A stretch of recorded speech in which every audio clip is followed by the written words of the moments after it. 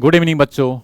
आज इस वीडियो में आपको मैं ऐसी इन्फॉर्मेशन दे रहा हूं जो सभी सीबीएसई बोर्ड वाले बच्चे 10th एंड 12th क्लास में जो पढ़ाई करते हैं, they always want to have more and more marks in CBSE board exam. हर बच्चा चाहता है कि मेरा स्कोर अच्छा हो सकता है। हर बच्चे में टैलेंट होता है। Every student has a talent. I think you have a talent, he has a talent, I have a talent, but I need to understand or recognize my talent. You need to recognize your talent. अंदर से talent है सब में, थोड़ा ही अंतर होता है, लेकिन approach is very important part of these exams. पढ़ाई सभी करते हैं, आप भी करते हैं, मैं भी करता हूं, वो भी करता है, लेकिन कुछ बच्चे अच्छा स्कोर करते, कुछ कम। मैं ये नहीं कह रहा हूं कि हर बच्चे का 90% या 95% मार्क्स आने चाहिए, ये कोई जरूरी नहीं है, लेकिन अगर आप ढंग से पढ़ाई करते हैं तो you can score more and more marks. मेरा मतलब यहां पे ये नहीं है कि हर बच्चा इतना लाना ही है। This is not all about this. What I want you to do is you need to focus on those areas so that you will score more and more. पढ़ाई उतनी करेंगे जो कर रहे हैं, अब उसमें अच्छे मार्क्स अपने आप आ जाएंगे। हर बच्चा जो है योग्य होता है, हर बच्चा जो है में टैलेंट होता है, लेकिन अप्रोच होती है जो how to go about something is very important. अगर मैं पढ़ाई करता हूं 2 घंटे, मैं उसमें क्या पढ़ रहा हूं, सीबीएसई क्या रिक्वायरमेंट मांगता है, क्या है उसकी जरूरत, क्या होती है। सीबीएसई की जो नोटबुक्स होती हैं, एग्जामिनर जो होते हैं किस तरह से चेक करते हैं, कौन सा क्वेश्चन की वेटेज ज्यादा है, किस एरिया से ज्यादा क्वेश्चंस आते हैं और मुझे उसमें कितना ध्यान देना चाहिए, क्या छोड़ना चाहिए, क्या लिखना चाहिए, क्या चीजें होती हैं लिखने के लिए और क्या बुक्स पढ़नी चाहिए। ये अप्रोच मैं आप डिस्कस करूंगा so that all students will get benefit from this video guys. Right, how to score 95% marks in CBSE board. 95% marks का मतलब है कि 90% मार्क्स आप कैसे लग सकते हैं, इसका एक तरीका बता रहा हूं मैं आपको। Everybody has got a talent. हर आदमी के पास टैलेंट है गाइस। तो कुल मिला के नंबर 1 देखिए, how to score, how to get more and more marks in the CBSE board. This is what I am going to tell you here. Approach क्या होनी चाहिए, approach how to score 95% marks in CBSE board. Approach की बात करते हैं।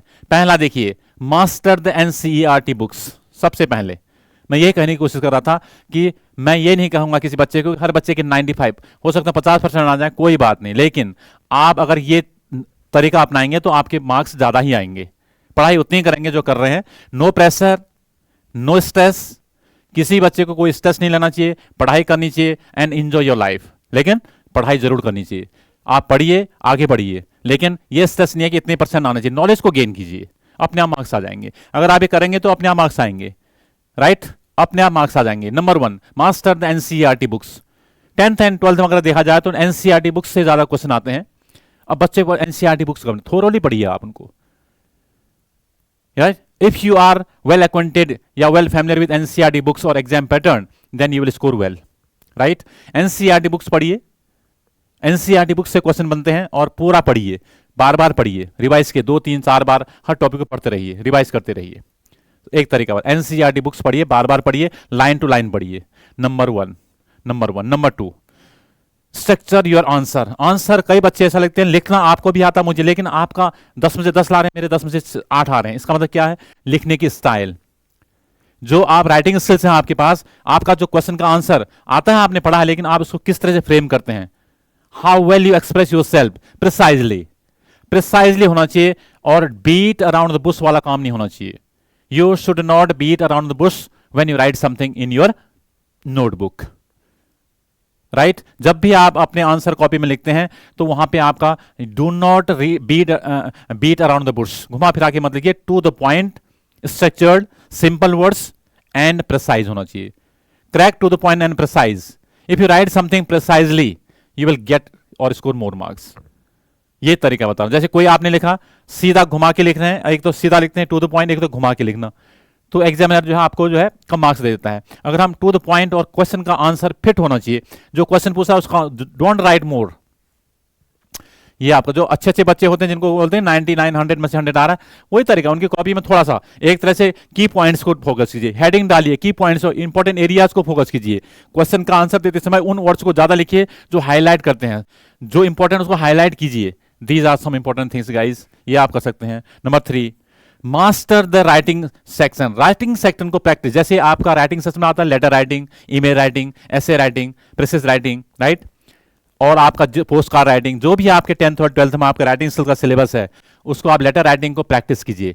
और उसका format, format सबका अच्छी तरह होना चाहिए। फॉर्मेट अगर आधा है, आपके 50% मार्क्स वैसे मिल जाते हैं।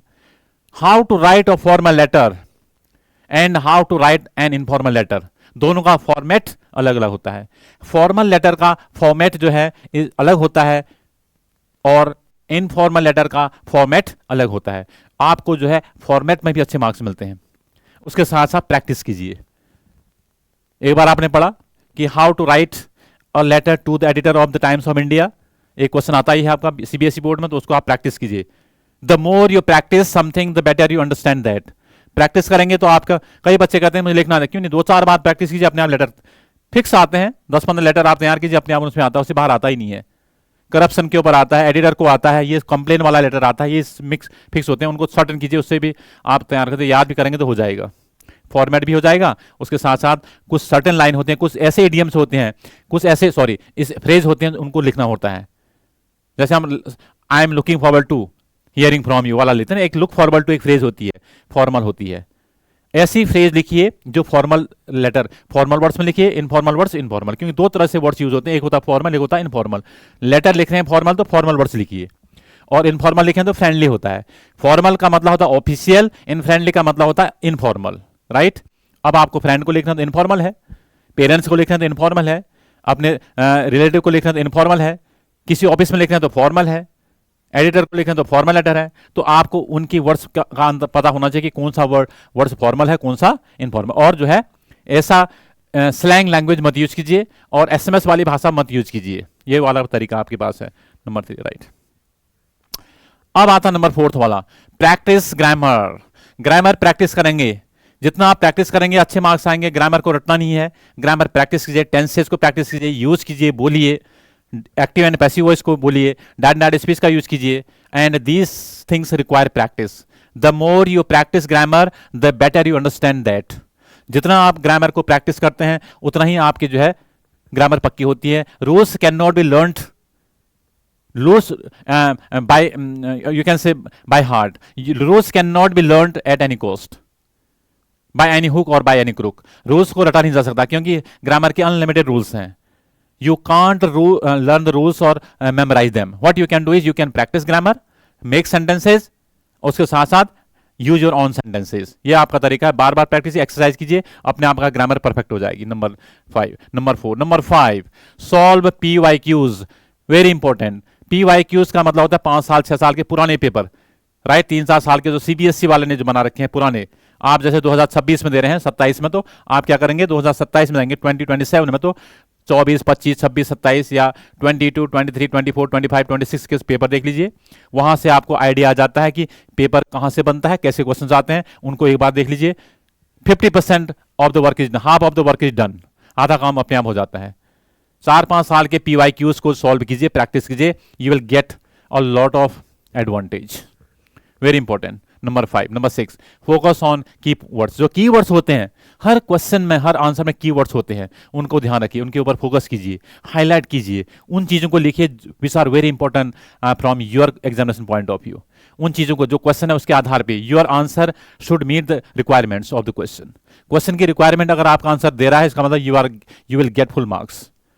आपका जो आंसर है that must meet the requirement of the question, question का आंसर मिलना चाहिए। Number 7, time management is another important part of these exams. I mean all the exams. Her exam का टाइम को मैनेज करना बहुत इंपॉर्टेंट होता है कि जो टाइम है आपके पास 3 घंटे का, उसमें आपको कितने क्वेश्चन है ये देख लीजिए।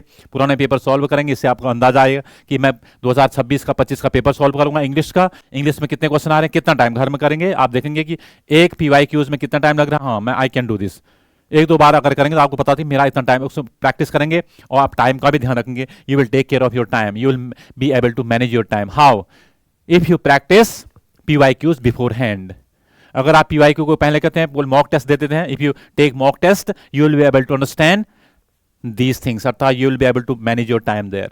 Time management is very important part of all the exams, whether it is academic or competitive. Number 8, make notes, guys. One more thing you can do, make notes whenever you are taking class at school or college. जहां पे आप school और college में जो class ले रहे हैं वहां पे मेक नोट्स का मतलब है जो आपको इंपॉर्टेंट लगता है फटाफट उसके नोट बनाइए। बुक्स पढ़ते हैं तो आप एनसीईआरटी बुक का नोट्स बनाइए जो लगता है कि बहुत इंपॉर्टेंट है, आई विल फॉरगेट इट, भूल जाऊंगा, you can make notes at the end of the class में बनाइए, जहां पे अच्छा लगता है नोट्स बनाइए। कुछ चीजें ऐसी होती हैं बहुत इंपॉर्टेंट होती हैं, हम भूल जाते हैं, नोट्स बनाएंगे तो याद आ जाएगा, दोबारा रिवाइज कर लेंगे।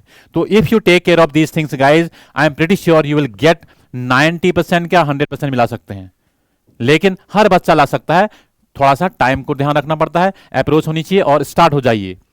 स्टार्ट कीजिए अप्रैल में, तो अप्रैल से शुरू कीजिए। अप्रैल में आपका सेशन शुरू होता है तो शुरू हो जाइए, रोज 2-2 घंटा पढ़िए, no stress no pressure from exams, and पूरा साल भर पढ़ेंगे तो अच्छे मार्क्स आएंगे। हम क्या करते हैं गलती, अरे अभी तो टाइम है, लास्ट में जब जनवरी का महीना आता है, अब तो मार्च में पेपर है, तो हम जागते हैं 2-3 महीने पढ़ते हैं, हम पास तो हो ही जाएंगे, 40-50-60% आ जाते हैं।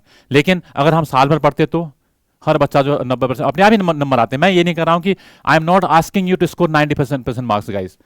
ये वीडियो बनाने का मकसद ये नहीं है कि आपको मैं प्रेशर कर रहा हूं, मैं कह रहा हूं कि आप कैसे स्कोर बढ़ा सकते हैं। अगर आप पढ़ेंगे साल भर 2-2 घंटा तो हर बच्चा जो अच्छे मार्क्स लाएगा। मार्क्स अपने आप आते हैं, but one thing you can do is you need to focus on these areas. Approach अगर ऐसा करते हैं तो everybody will be able to score more and more marks in his exams.